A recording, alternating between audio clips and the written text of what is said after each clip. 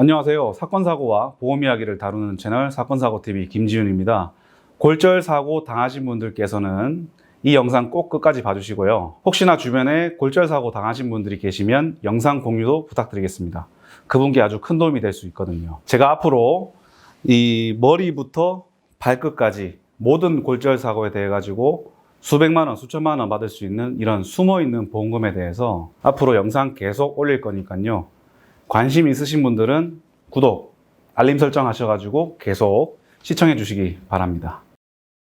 살다 보면은 여러 가지 이유로 골절상을 입을 수 있죠. 혼자 넘어져서 골절되든가, 아니면 교통사고를 당해서 골절상을 입든지, 아니면 뭐 일하다가 다쳐서 골절이 생길 수도 있겠죠. 그래서 이렇게 골절돼서 입원하시게 되면은 보통 자기가 들어놓은 보험증권을 한번 보시게 될 겁니다. 이 보험증권을 보시게 되면은 골절 진단비, 골절 진단비가 30만 원이나 나오네? 좋은데?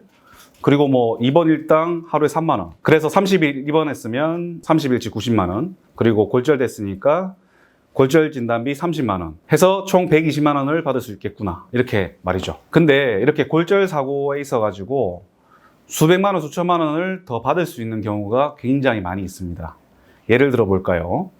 대표적으로 후유장애가 남기 쉬운 이 척추 골절에 대해서 한번 예를 들어 볼게요. 척추는 우리가 이제 목뼈, 경추, 등뼈, 흉추, 그리고 요추 이렇게 나뉘어져 있는데요. 예를 들어서 요추 1번이 압박골절이 됐다.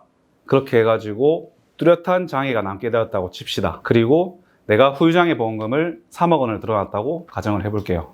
그런 경우에 3억 원의 30%인 9천만 원을 받을 수가 있다는 겁니다.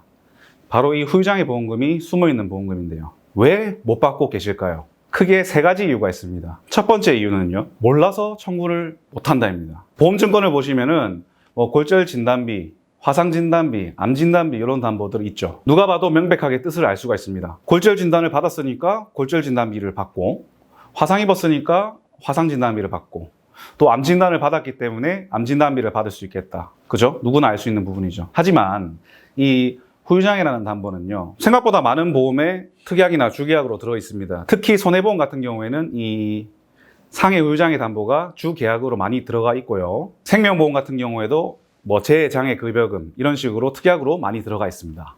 하지만 이 후유장애라는 것이 뜻이 생소하죠. 말도 어렵고, 그리고 보험회사에서도 설명을 잘 해주지 않습니다.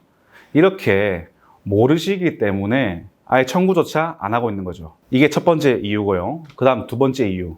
이 후유장애 보험금을 청구하기 위해서는 후유장애 진단서를 발급받아야 하는데요. 이 후유장애 진단서를 발급받는 것 자체가 어렵습니다. 이렇게 골절돼서 다쳐서 후유장애 보험금이 있구나 하고 알게 되신 다음에 그러면 후유장애 진단서를 발급받아야 되겠다 해서 보통 의뢰하시는 게 보통 주치의죠. 나를 치료한 의사, 주치의 선생님한테 부탁을 해볼 겁니다. 제가 이렇게 골절을 입었는데 이게 후유장애에 해당이 되나요? 후유장애 진단서 써주실 수 있나요? 했을 때 대부분의 주치의의 반응은 이럴 겁니다. 그거 장애 안 남습니다. 주치의 입장에서는 내가 치료한 환자가 장애가 남았다 이렇게 인정한다는 것 자체가 내가 올바르게 치료를 하지 못했다 뭐 이런 뜻이 될 수도 있기 때문에 보통은 자기가 치료한 환자는 장애 평가를 잘 안 해주는 게 현실입니다. 그래서 어떻게 해야 되느냐. 자, 후유장애 평가는 해당과 전문의에게 의뢰할 수 있는데요. 보통 골절 같으면 정형외과에서 많이 보게 되겠죠. 그래서 주치의가 아니고 다른 병원의 다른 정형외과 전문의에게 평가를 받는 것입니다. 하지만 이 장애평가라는 것이 주관적이기 때문에 어떤 전문의분은 장애가 없다고 하는 분도 계실 테고, 어떤 전문의는 장애가 뭐 요만큼 남았다고 평가해 주시는 분도 계실 테죠. 어차피 같은 상태라면 이왕이면은 내 후유장애에 대해서 많이 평가해 줄 수 있는 의사한테 가서 평가를 받는 게 유리하지 않겠습니까? 하여튼 이 잘 받는 방법에 대해서는 이제 다음에 얘기를 하기로 하고요. 자, 세 번째 이유. 후유장애 보험금이 있구나. 그래서 후유장애 진단서까지 발급받았어요. 그리고 후유장애 보험금까지 청구를 한 상태입니다. 그렇다면 보험회사가 9천만 원 청구하셨군요, 고객님. 내일 바로 입금해 드리겠습니다 하고 보험금을 바로 입금해 줄까요? 아니죠. 이렇게 수백만 원, 수천만 원 고액의 보험금을 청구한 경우에는 보험회사에서 이 사고에 대해서 조사 과정을 거치게 됩니다. 그래서 보통 손해사정회사에 위임을 해서 사건 조사를 시키게 되는데요. 이때 조사를 하면서 뭐 기존 병력이 있으니까 보험금을 삭감하겠다, 혹은 안 주겠다, 혹은 보험회사에 또 의료자문을 보내는 경우가 있어요. 그래서 의료자문을 보냈더니 결과가 이거는 장애에 해당하지 않는다.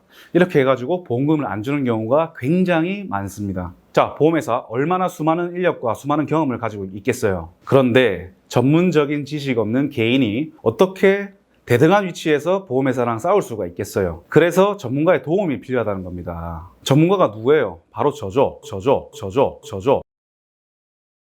그래서 제가 저한테 연락할 수 있는 방법을 이 영상 끝에 설명을 드리겠습니다. 이게 수백 수천만 원 받을 수 있는 보험금인데 보험사한테 일방적으로 일을 맡겨가지고 못 받거나 대폭 삭감당하면 얼마나 억울하겠어요. 사실 이런 거를 보장받기 위해 가지고 우리가 보험 가입한 거 아니겠습니까? 그러면 제대로 받아야죠. 골절 사고 입으신 분들께서는 제가 앞에 설명드렸던 이유 때문에라도 이 후유장애 보험금을 받을 수 있는지 꼭 전문가 검토를 받아보시고요. 만약에 도움이 필요하시다면 사건 의뢰를 하시기 바랍니다. 자, 골절 사고에 대해서 궁금하신 사항이 있으신 분들은요, 위 전화번호로 문자나 전화 주시면 제가 상황에 맞게 자세하게 상담드리도록 하겠습니다. 영상 끝까지 시청해 주셔서 대단히 감사드리고요. 영상이 도움이 되셨다면 좋아요, 구독 버튼 눌러주셔서 계속 무료로 사건 사고와 보험 이야기 영상을 시청해 보세요. 감사합니다.